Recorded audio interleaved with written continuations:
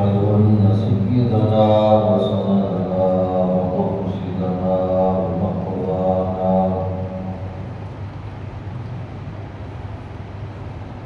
وقائدنا الأعظم النبي المكرم هو الذي بعث إلى العرب والعجم عليه أفضل الصلوات وعلى آله وأصحابه وذرياته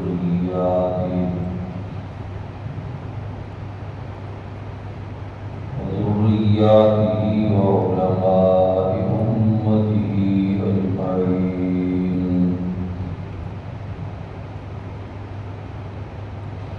أما بعد فأعوذ بالله من الشيطان الرجيم.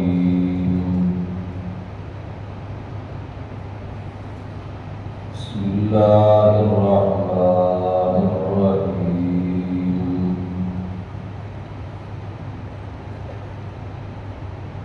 وإذا سألك عبادي عني فإني قريب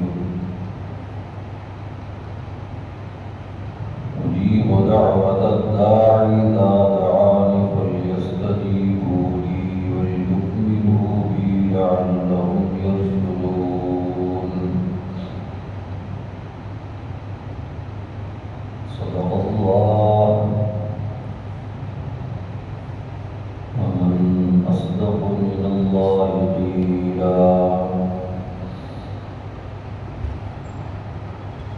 اللهم صل على سيدنا ومولانا محمد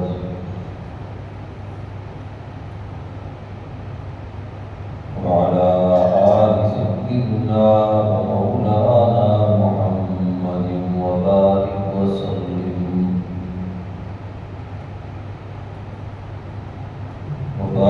وسلم ثم صل عليه.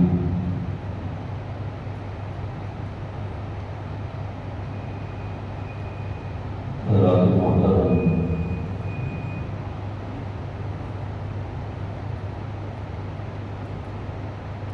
گزشتہ جمعہ یعنی رمضان کے آخری جمعوں میں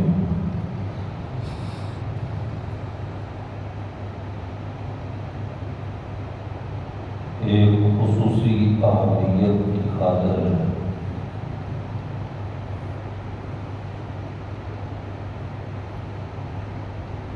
اللہ رب العزت کی عبادت و پکار کے مسئلہ کو آپ کے سامنے بیان کیا گیا ہے.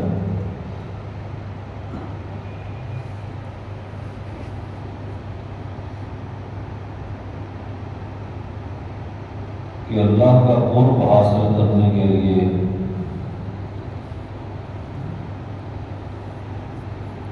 یہ ضروری اور لازمی بات ہے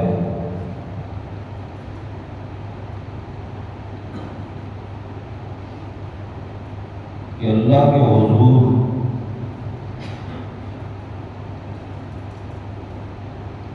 عاجزی کی جائے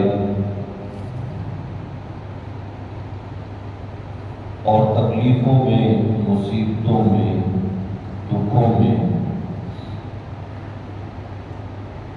خالص اسی کے سامنے اپنی آرزوئیں، اپنی خواہشیں، اپنی تمنائیں، اپنی دعائیں، اپنی التجائیں، اپنی عاجزیاں، اپنی زاریاں، یہ جو خاص قسم کا تعلق ہے اس کو صرف اسی ایک اللہ سے جوڑا جائے. اللہ کے اس حق کو مخلوق میں تقسیم نہ کیا جائے.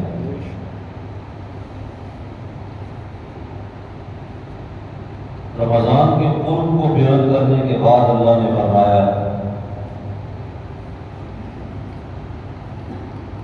کہ میرے متعلق میرے قرب کو تلاش کرتے ہوئے جب بندے یہ سوال کریں کہ رب قریب ہے یا دور ہے. اگر دور ہے تو اس کو بلند آواز سے پکارنا پڑے گا، اگر قریب ہے تو اس کو آہستہ آہستہ پکارنے سے کام چل جائے گا. تو ہم کیا سمجھیں کس طرح اس کو پکارا جائے؟ تو اللہ رب العزت نے خود ہی اس کا جواب دیا، وَإِذَا سَأَلَكَ عِبَادِي عَنِّي فَإِنِّي قَرِيبٌ. اور میں قریب بھی ہوں اور فریاد رسی بھی کرتا ہوں،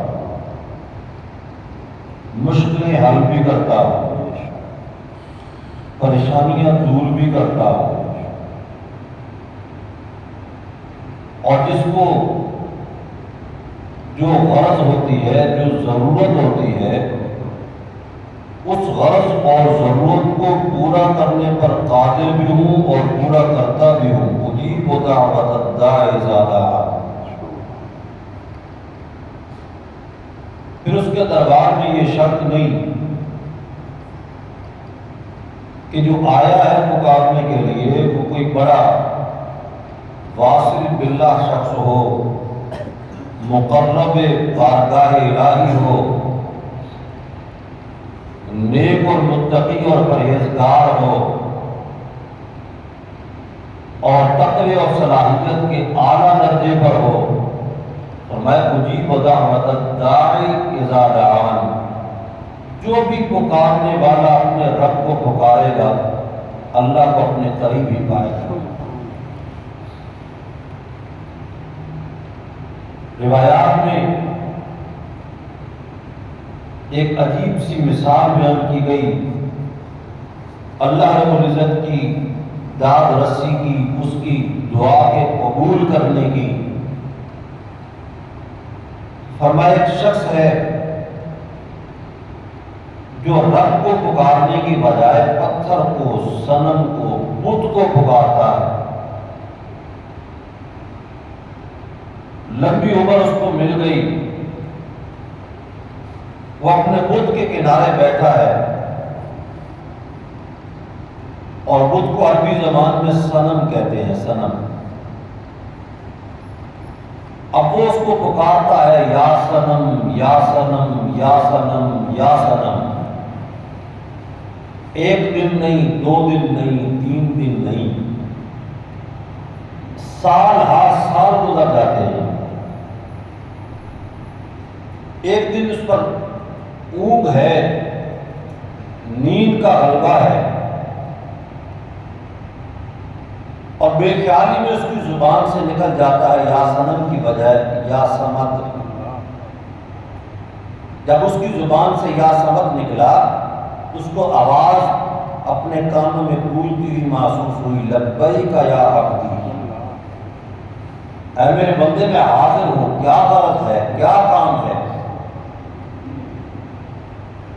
تو پھر اس کے بعد یہ فرمایا کہ اس شخص نے جو سال ہر سال تک صنم کو اور بت کو پکارا ہے، اس کی طرف سے اس کو کوئی جواب نہیں ملا.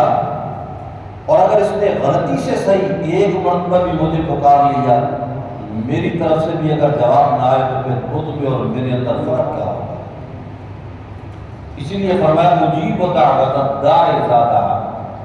نیکی شرط نہیں کہ نیک ہوگا تو اس کی پکار سنی جائے گی، متقی ہوگا تو اس کی بات مانی جائے گی، بلکہ اس کے دربار میں جو بھی مانگنے کے لیے آئے،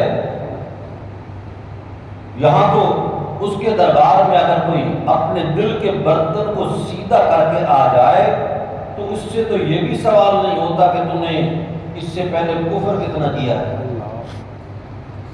کافر بھی آ جائے، مشرک بھی آ جائے، دہری آ جائے، اللہ کے دین کا باغی آ جائے، تو جب اس کے دربار میں آنے کے بعد ہاتھ پھیلاتا ہے تو اس کو گزشتہ زندگی پر، ماضی پر کسی قسم کا تانا بھی نہیں دیا جاتا کہ تم کیا کرتے رہے ہو آج تک. جو بھی آئے اجیب دعوت الداع اذا دعان. ہر پکارنے والے کی پکار کو میں سنتا ہوں جب بھی پکارے. اس لیے قرآن میں ایک واقعہ ہے جو آپ حضرات اکثر سنتے ہیں، اور شاید پہلے کبھی کسی تناظر میں آپ کے سامنے بیان کر چکا ہوں، لیکن پھر آپ توجہ سے ذرا اس کو سن لیں۔ تو قرآن میں سیدنا آدم، ان کی تخلیق کا ذکر، ان کو خلافت عرضی سونپے جانے کا ذکر، فرشتوں کا نیاز مندانہ اعتراض اور ابلیس کا معاندانہ اعتراض، تنقیدی اعتراض۔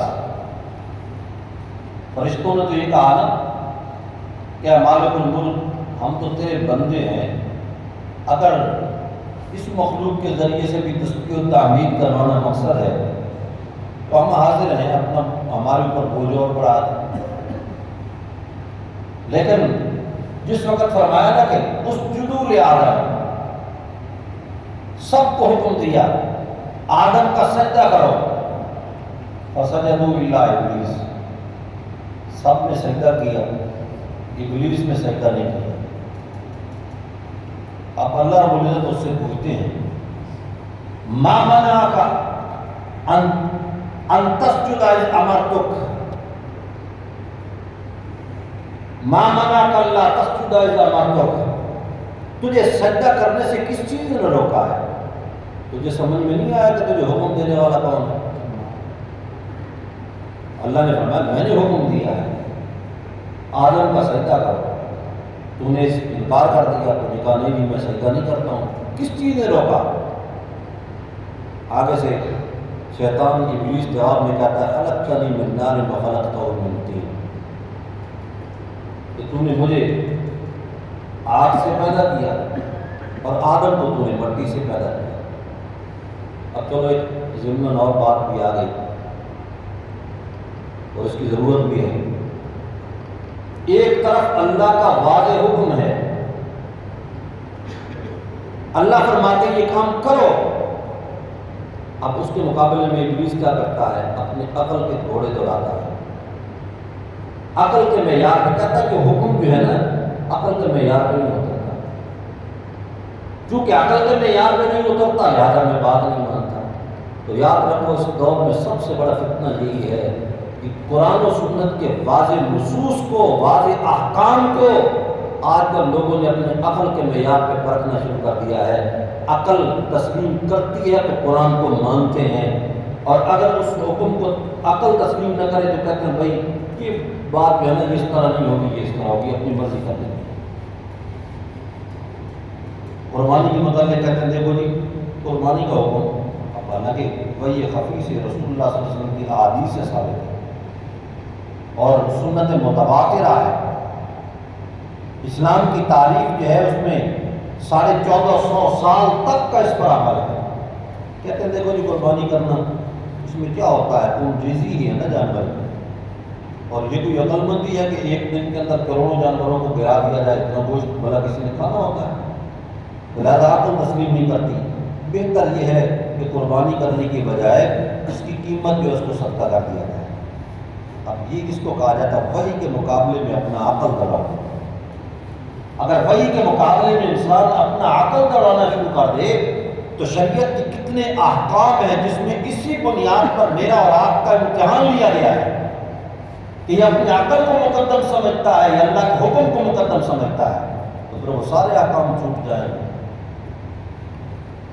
حضرت علی رضی اللہ تعالیٰ عنہ فرماتے ہیں لو کان الدین بالرأی لکان اسفل الخف اولی بالمسح من اعلیٰ، کہ اگر دین جو ہے اس کی بنیاد صرف عقل کے اوپر ہوتی تو پھر موضوع کے اوپر مسح کرنے کے لیے مناسب یہ تھا کہ نیچے سے مسح کیا جائے، اس لیے کہ زمین کے ساتھ تو نیچے والا ایسا ٹکراتا ہے، لیکن مسح اوپر سے کیا جاتا ہے۔ اور میں سنت اسی طرح ہے، جب سنت اور اللہ کے رسول کا حکم آ گیا اب اس کے مقابلے میں اپنے عقل کے دوڑانے کی اجازت نہیں ہوتی، اس لیے کہ دین جو ہے وہ عقل کا پابند نہیں ہے، اپنی عقل کو دین کا پابند بنانا پڑتا ہے، ورنہ حج یہ ساری کی ساری جو عبادت ہے عقل کے معیار پہ پرکھنا شروع کر دو تو یہ عقل پرست لوگ اس سب کا انکار کر دیں گے، اور ایسے لوگوں کو عموماً توفیق ملتی بھی نہیں کہاں پر جاتی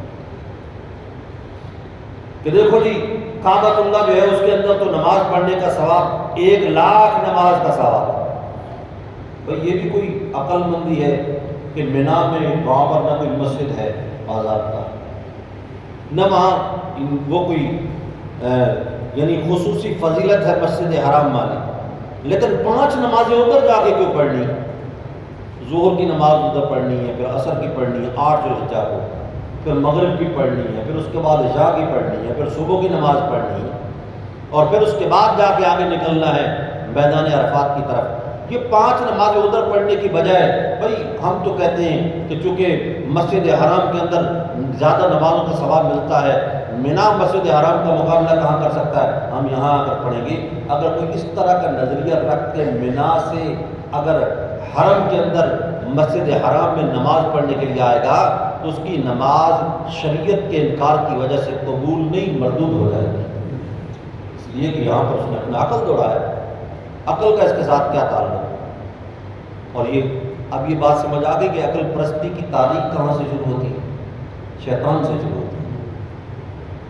اللہ کے حکم کے مقابلے میں عقل اس نے دوڑایا سب سے پہلے۔ اللہ نے فرمایا آدم کا سجدہ کرو، اذ قال ربک للملائکۃ اسجدوا لآدم، اللہ نے فرمایا آدم کا سجدہ کرو۔ اب سجدہ کیا تھا؟ جھکنا تھا، مفسرین نے کہا تعظیم کرنی تھی، یہ بتلانا تھا کہ یہ مخلوق افضل ہے دوسری مخلوق سے، سجدہ کرو۔ لیکن ابلیس نے کہا کہ جی میں سجدہ نہیں کرتا۔ اب کیوں نہیں کرتا؟ اب اس کے مقابلے میں عقلی بات کرتا ہے۔ اب یہ نہیں کہ اللہ کا حکم ہے اور اس کو مان لو، اس کو نے تو مان لیا۔ اس نے کہا خلقتنی من نار وخلقتہ من طین، کہنے لگا میں کس طرح سجدہ کروں، میں افضل مخلوق ہوں اور میرے مقابلے میں یہ کمتر مخلوق ہے۔ اچھا جی افضل ہونے کی دلیل؟ اس نے کہا جی میرے افضل ہونے کی دلیل یہ ہے کہ میں آگ سے پیدا ہوا اور یہ مٹی سے پیدا ہوا۔ مٹی تو بیچاری زمین نیچے ہمیشہ پاؤں کے نیچے روندی جانے والی چیز ہے، آگ تو اوپر کی طرف اٹھتی ہے اور روشنی دیتی ہے، اس میں ایک تعلی ہوتی ہے، اوپر کی طرف اس میں اٹھاؤ ہوتا ہے، لپک ہوتی ہے، لہذا یہ تو بڑی افضل چیز ہے۔ مٹی کی بنسبت اس کے اندر اس کا سر اونچا ہوتا ہے، لہذا میں آگ سے پیدا ہوا ہوں، میں اس کے سامنے سجدہ نہیں کر سکتا۔ اللہ نے فرمایا تو نے میرے حکم کے سامنے اس طرح کی بات کی؟ قال فاخرج منها فإنك رجيم وإن عليك اللعنة إلى يوم الدين، فرمایا نکل جاؤ اس سے، جنت سے، انك رجيم، اب تجھے ایسی دھتکار لگی ہے کہ مسلسل تو دھتکارا گیا ہے، قیامت تک لعنتیں تیرے اوپر پڑتی رہیں گی۔ وإن عليك اللعنة إلى يوم الدين۔ اب شیطان کو اللہ رب العزت نے غصے کے ساتھ جنت سے نکال دیا، اور غصہ کس بنیاد پہ ہے کہ اللہ کا حکم نہیں مانا، اور صرف حکم نہیں مانا، حکم نہ ماننے کی بات اپنی جگہ پہ آگے سے مناظرہ شروع کر دیا۔ مجھے آگ سے پیدا کیا، اس کو مٹی سے پیدا کیا، اللہ نے فرمایا نکل جاؤ۔ اس نے کہا اچھا چلو میں نکل رہا ہوں، اپنی جنت سنبھال لو، میں جا رہا ہوں۔ اب جس کو کہتے ہیں نا دو بدو ہو جانا، آمنے سامنے ہو جانا، اب اللہ کے آمنے سامنے ہو گیا وہ، لیکن جب نکل رہا ہے آپ تصور کریں جنت سے اس کو نکالا جا رہا ہے، دھتکار دیا گیا ہے، اللہ رب العزت کے مد مقابل آ گیا، مناظرے شروع کر دیے، اللہ کے حکم کے مقابلے میں عقل پرستی کو سامنے لایا۔ لیکن جب اس کو دھتکار دیا گیا، جنت سے نکال دیا گیا، نکلتے ہوئے اس کیفیت میں جب اللہ بھی غصے میں ہے اور یہ بھی نافرمانی کی انتہا کر چکا ہے، اس کیفیت میں اگر کوئی یہ بات کرے تو اس کی بات اس قابل ہے کہ اس پر کوئی توجہ کی جائے یا بات سنی جائے؟ کیونکہ جب آدمی کو غصہ ہوتا ہے، انسان کی یہ کیفیت ہے نا کہ جب غصہ ہوتا ہے تو غصے کی حالت میں انسان جس پر غصہ ہوتا ہے اس کی بات تو نہیں سنتا۔ اس نے جاتے جاتے یہ کہا قال رب فانظرنی الی یوم یبعثون، کہنے لگا ہے میرے پروردگار میری عمر قیامت تک لمبی کر دی۔ اب مانگی بھی ایسی چیز کہ دنیا میں آج تک کسی نے یہ چیز نہیں مانگی۔ آپ سوچ لیں، غور کر لیں، کبھی آپ نے اپنی دعاؤں کے اندر یہ الفاظ بولے کہ یا اللہ مجھے قیامت تک عمر دے دے؟ آپ نے کہا ہوگا؟ کسی نے نہیں کہا کہ قیامت تک لمبی عمر دے، کوئی نہیں مانگتا اس طرح۔ بلکہ آپ تاریخ اٹھا کے دیکھ لیں، پوری تاریخ میں آپ کو کوئی انسان امت محمدیہ کا فرد ہو، سابقہ امتوں کا کوئی فرد ہو، کسی نے یہ دعا مانگی ہو تو آپ دکھائیں؟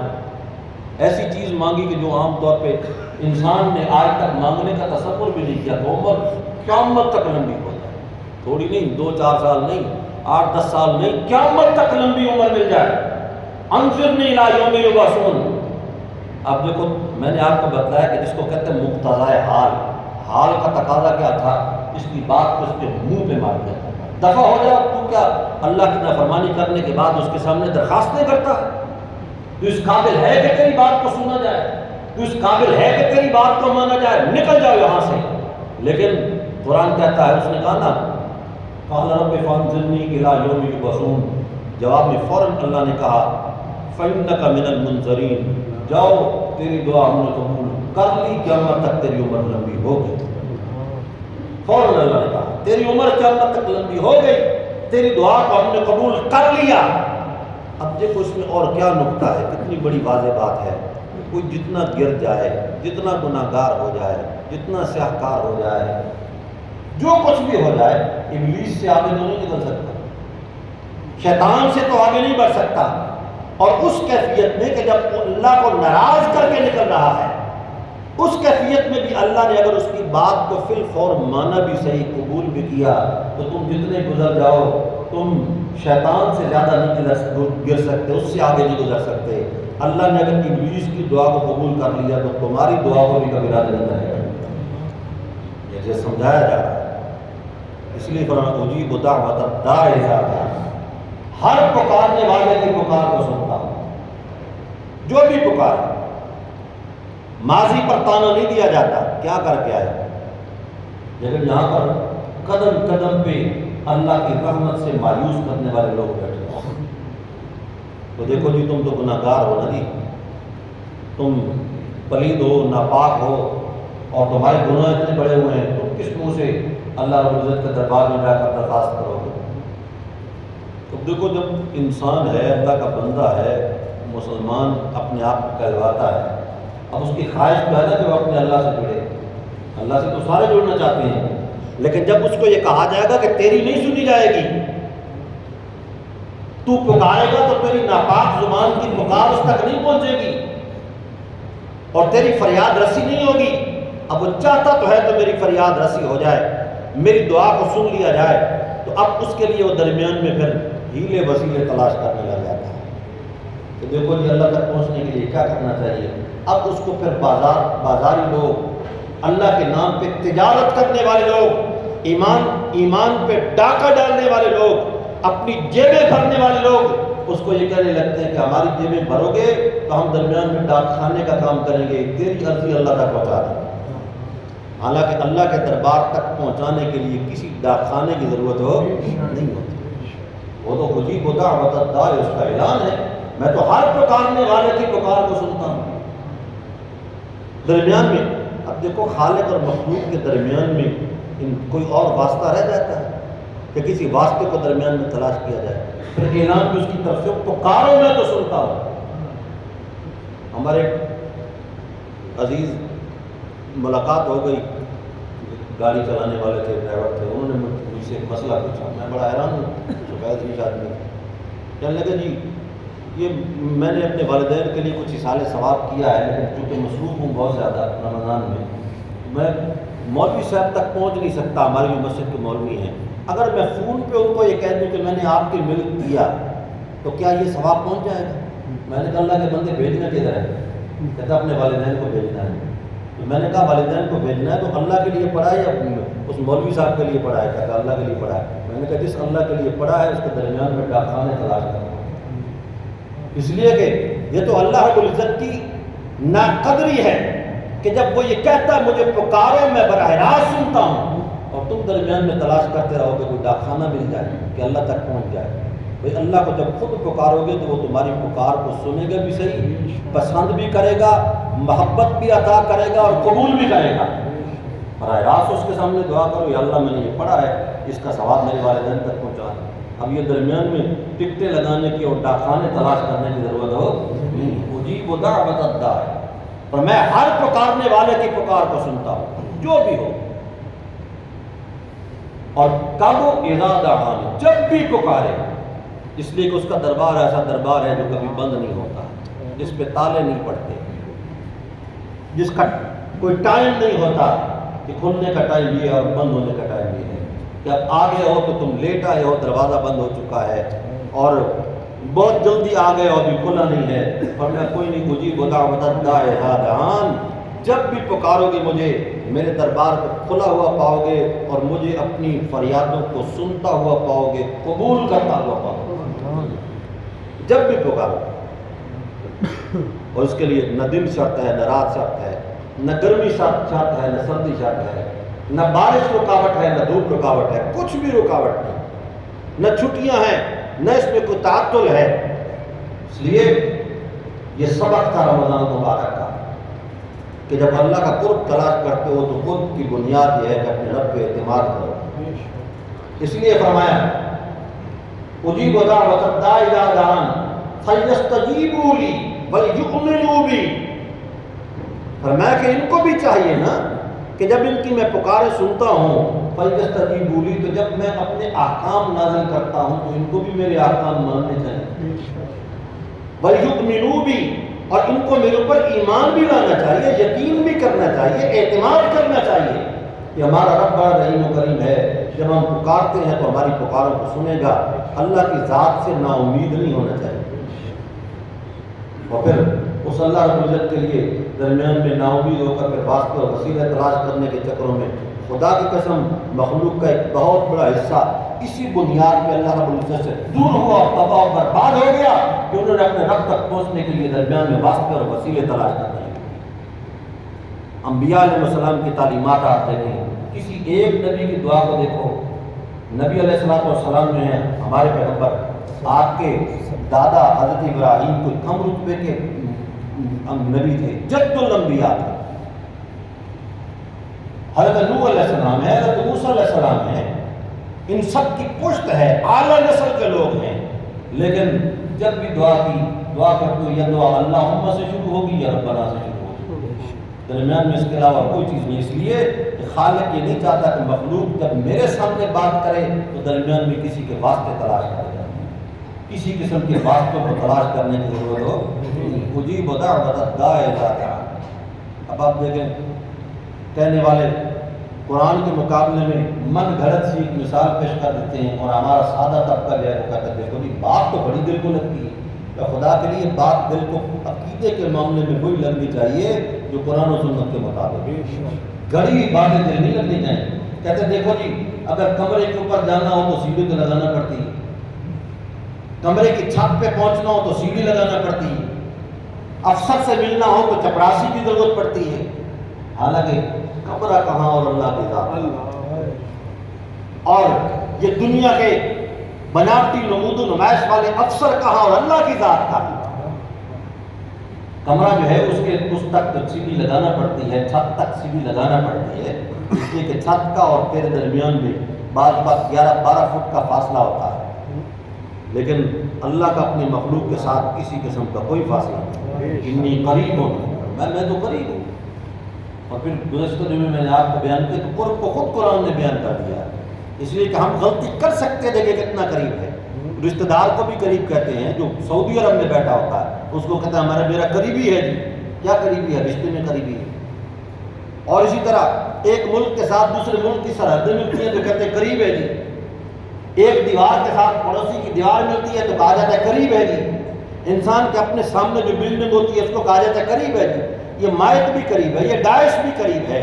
ہم اس میں غلطی کر سکتے تھے، چوک سکتے تھے، لیکن اللہ نے فرمایا نحن اقرب الیہ من حبل الورید، تیری شاہراہ اتنی قریب نہیں جتنا تیرا رب تیرے قریب ہے۔ اتنا قرب ہو پھر آدمی درمیان میں سیڑھیاں تلاش کرتا ہے، اور پھر مثالیں پیش کرتا رہے کہ دیکھو جی چپراسیوں کی ضرورت ہوتی۔ اب دیکھو اللہ کی ذات ہے جس نے یہ کہہ دیا، اعلان کر دیا، قال ربکم ادعونی استجب لکم، تمہارے رب کا یہ اعلان ہے، ربکم تمہارے رب کا یہ اعلان ہے، اعلان عام ہے، ادعونی استجب لکم، مجھے پکارو میں تو تمہاری فریاد رسی کرنے کو ہر وقت تیار ہوں، جس کی طرف سے یہ اعلان ہو۔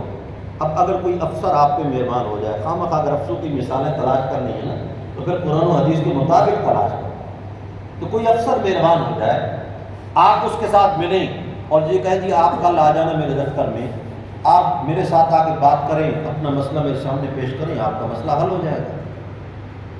آپ ادھر گئے، اس کے سامنے جا کر بیٹھ گئے، آپ دائیں بائیں دیکھ رہے ہیں، کیوں جی کیا دیکھ رہے ہیں؟ کہتے ہیں جی آپ تو افسر لوگ ہیں نا، آپ سے میں نے بات کرنی ہے، آپ کا چپڑاسی دیکھ رہا ہوں تاکہ میں اس کے سامنے بات کروں اور وہ آپ کے سامنے بات کرے، تو وہ منہ کے اوپر ایک لعنت کا اشارہ نہیں کرے گا کہ میں نے کہا تھا کہ میرے سامنے آ کے بات کرنا، میرا چپڑاسی بڑا ہے مجھ سے کہ جس سے تم نے بات کرنی اور پھر وہ مجھ سے آ کے بات کرے گا؟ میں نے تجھے اعزاز دیا، تجھے عزت دی، اللہ رب العزت نے اپنی تمام مخلوق کو بلا امتیاز سے کہہ دیا ہے میرے سامنے آ کے فریاد تو کرو، پکارو تو صحیح، تمہاری پکار کو سننے کے لیے میں ہر وقت تیار ہوں۔